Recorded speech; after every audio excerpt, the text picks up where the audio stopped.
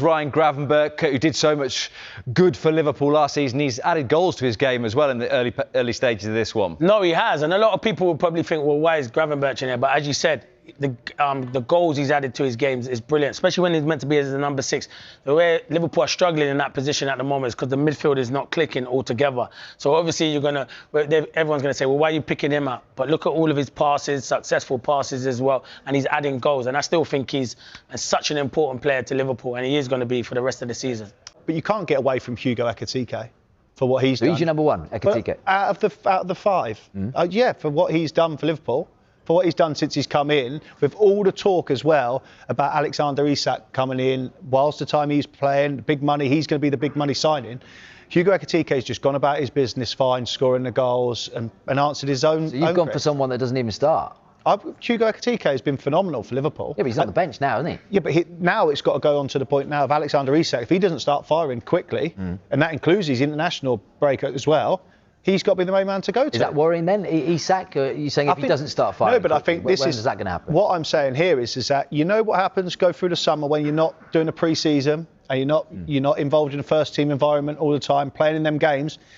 It is going to catch up with you, and it's not an instant flick of the switch. So it is going to take time for Alexander Isak to start scoring the goals and performing to a level that we'd seen for Newcastle. When that comes, I'm not sure. Don't be surprised if it's not until after next November. The big question is, one of the big questions about Liverpool, there are several before this big game against Man United off the back of the international break, where Liverpool came in off the back of the Chelsea defeat away from home, played poorly, got outplayed, deserved what they got. Salah was poor. Stevie and I went over it a week or so ago. We went over the midfield. We went over the space that were allowed. We went over multiple things. But Florian Wirtz was on the bench. Yeah. What's the decision that Arne Slot is going to make to get this season rolling? And we're talking about getting this season going again. They're second in the league. I think the big picture is they haven't played well. And is he going to pick? Is he playing Stevie? Yep. Florian Wirtz? You don't know. I don't think Wirtz will play. You don't think he'll play? I thought the question was going to be Ekitike or Isak. Oh yeah, we're getting there, but we're just focusing on Wirtz. I don't think no. But no. Don't you think coming in playing your biggest rival? Well, certainly not in terms of the league, but in terms of historically, your biggest rival. You're at home. What a great opportunity for him to get his Liverpool career up and running. Well, that sounds lovely. It sounds great. That'd be a great story. Yeah. Unfortunately, he's been thinking. Arne Slot, I'm sure, along with the rest of us, have been thinking this is going to happen every week, and it's not happening. Right. But and so coming off 3 defeats, are you really going to go again? I don't think you will. But at home, away from home, I kind of see that picture away from home. It's a possibility. At home, if Konaté's fit, right? He's playing number 2. It's a possibility that Wirtz might play. If Konaté's not fit, then he's going to have to move Gravenberch back and maybe play Endo. So you can't play Endo and you can't play Wirtz. So if Konaté's fit, it's a possibility Wirtz plays. But if Konaté's not fit, I don't see any way that you put Wirtz in the middle of the park. Just don't see it. Frank, what about for you, not in the Florian Wirtz chat, but of course the other 2 names that Stevie had mentioned right there, in Alexander Isak and your boy Hugo Ekitike. What does Arne Slot do there?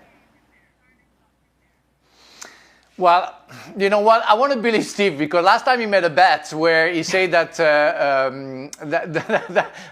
that Isak won't play the first game, and he didn't. So I think he knows better than us. And if he said that Wirtz might not play, he has the internal contact. So I want to trust him. But you know what? We want to see the best of all the best players, and it doesn't matter the price tag. It doesn't matter, if you just sign or not. Liverpool is concerned about every player, even the players who were there last season, and we're talking about Konaté, Van Dijk, and some others. Szoboszlai, McAllister. We don't recognize him. So yeah, we're focusing on some players, but the others haven't been good as well. So Liverpool is still second, and I mentioned that last time, that we say, well, yeah, they're not playing well, but it's still second. So it says a lot about the quality of the players and the fact that maybe they still have something, they still have a soul in the team. But yeah, I want to believe that it's possible that Arne Slot doesn't play Wirtz and give a chance to the more offensive team with Ekitike maybe on the left side with Isak and maybe Gakpo behind Isak and Salah on the right side. Everything is possible according to what we're going to see. Yeah, I agree with Craig. What's going on at the back as well and where Gravenberch is going to play. But they're going to put a big pressure. I mean, that's a game we should show to the world that Liverpool is back to the race and to the best that as they have been last season. I'd like to see if I was a Liverpool fan, if I was watching, having watched what I've watched at the start of the season, I'd like to see Ekitike start, and I'd like to see Alexander Isak being sort of filtered into this team to get his game time and his sharpness, which I don't think he's at yet. He's played for Sweden tonight in a game that you wouldn't want to watch, and we didn't. But Ekitike has been one of the players that has excited the Liverpool supporters. He's made a difference in games. His link-up play's been good. His running's been good. His goal scoring's been good. And I get it. Alexander Isak's your big signing. He's been the big story. You've chased him all summer. He basically, we could argue about it, but he went on strike or he went back to train with Real Sociedad. He pushed the move through. So it's understandable when you spend that kind of money, you want to get somebody in the team, but not to the detriment of the team getting the points. And you can't argue that Ekitike at the start of the season, is the man. Since the Community Shield onwards, has, apart from his faux pas in the Carabao Cup where he took his shirt off for the second booking and he missed the Crystal Palace game, he's been excellent. So that's another big call. But you know what it's like though, Craig? It's not always straightforward. It just doesn't always come down to form. Because if it's on form, then it's a no-brainer. Ekitike has to start. So what I don't think he'll start him. What's the barrier? Well, I think the barrier is it's your big signing. You try to get him up to speed.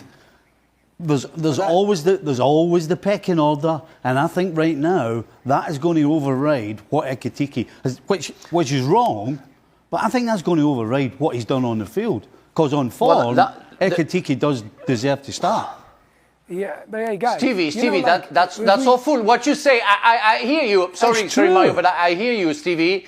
It's true, but we are talking about politics. We're not talking about football. I mean, those people, if they do that, if Arne Slot decides to put Isak because it's a big price tag. I mean, that's a shame for football. I mean, I'm with Craig. I mean, Ekitike has to play.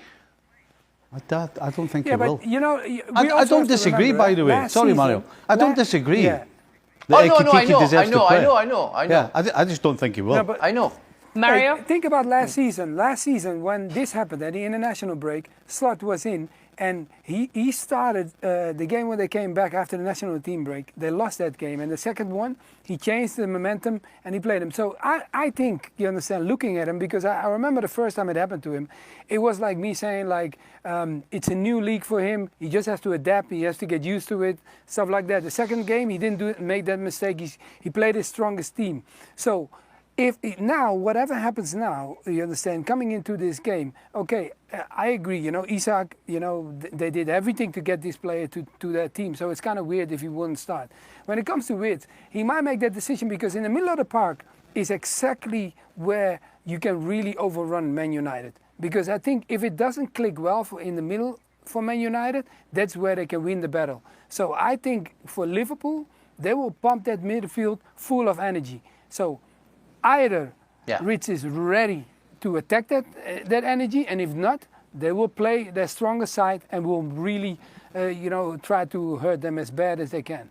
They've got no legs in midfield. United, we've talked about this. Yeah. Casemiro, Iguate, Bruno Fernandes is playing there. It's not his position. He doesn't understand the defensive aspects, the positional aspects of being a deeper line midfielder, and it also negates, which we've talked about at length, it negates his ability to influence the game, 30 yards further up the field. And you just think, just feel, particularly at home at Anfield against this United side who are weak in that area, that Florian Wirtz could really find the space to run the show. Now, whether that is the manager's thinking or not, I don't know, but I think there's a great opportunity here for Liverpool to go and put a marker down against all the sort of negativity of the last 3 games or so where they've been. sort of dragged from pillar to post. You know, playing Szoboszlai at right back, and it'd be interesting thing if he does try to shoehorn Ekitike in and Isak, and he plays him on the left. This would be something that's crept into this manager's way of thinking, with trying to get some new signings in. I'll move Szoboszlai to right back, and I'll move him here because I want to play him. And thus far, that hasn't worked particularly well for him. So I think it's apples and oranges for me. He's putting the house on Isak starting and been sharp enough, and putting Ekitike on the bench, or he's playing the informed striker and Hugo Ekitike, and he's saying to Alexander Isak, it's a long season. It's been a disrupted summer for you. This player's done particularly well, and we're going to try and get you up to speed this way. There's two different ways of looking at how to go about this. Arne Slot's in a position where last year we knew exactly what he was doing. Yeah. You knew what was happening. You knew who was playing where. You knew what the jobs were. You know who was starting where. And maybe that's a bigger test of his management now. Right now, listen to us talking. We don't know whether Wirtz is going to play. We don't know whether Ekitike is going to play. We don't know whether Isak is going to play. I mean, there's so many questions now, and we just don't know what he's going to put on the field at Anfield. Well, Mario, as Stevie said, there have been a lot more questions than usual about Arne Slot's Liverpool, and there has been a question mark as well about Frimpong. What are your thoughts on him and his situation? Yeah, I heard the story, you understand, for the fencing when the coach comes out and he says, like, one of my players was thinking more about attacking than defending. I mean, that moment they concede a goal and you see him trying to challenge. He still made the challenge. He was in that position, but he wasn't good enough at that moment. It's tough. Why? Because I hope, you understand, like sometimes as a player, it can kill your confidence too. I hope not it's going to happen to Frimpong because clearly, he looks like a strong-minded player and he will handle that. But in a way, you got to understand because when your coach, instead of playing you, he plays somebody else in your position. That's when you start questioning it. So the only thing I hope now that is not going to happen to him because look, why he got him is because attacking-wise he's very good. Defensively, that is not his game. I know he has to play in that position, so he has to know how to defend. But when he plays for Holland, the most likely he's being used to doing the attacking job more than doing the defensive job. So if that has to change, of course, I think as a player he's got the speed. So it should not be a problem for him. I hope that he understands that and that he changes his game because you want to play, you don't want to sit on a bench. Well, he had that, but he had that last year, didn't he? Slot. He had Alexander Arnold. It was, he's a better footballer than Frimpong. But also more attacking minded. But the point being is he was also deficient in those defensive areas. So it's kind of the same problem. Maybe he's just not getting, or he's not getting. He'll get more of a winger wide play from Frimpong. What he won't get, obviously, and I don't think many would do it. He's not going to get that range of passing, Stephen, is he? No. Yeah, but Craig, he had the compensation 2 years ago with some other players as well. But last year was with Konate. Konate was a much better player than this season. Well, the beginning of the season, and he was compensating. And a few years ago, you had Anderson compensating as well and covering Trent Alexander-Arnold. So everything was working. But today, nowadays, Frimpong hasn't got the support that he needs. Konate is not as good as he used to be, so maybe he's going to change. Szoboszlai, if he plays on the right side, he's not covering him enough. McAllister is not the player he used to be. Gravenberch is doing great, but he cannot do everything. So they have to compensate. And again, we are judging Arne Slot on players not being good enough, even the players who are there for a while. So it's also the players that you have to judge on top of judging Arne Slot, because last year they were good. This season they're not good. Is it the Arne Slot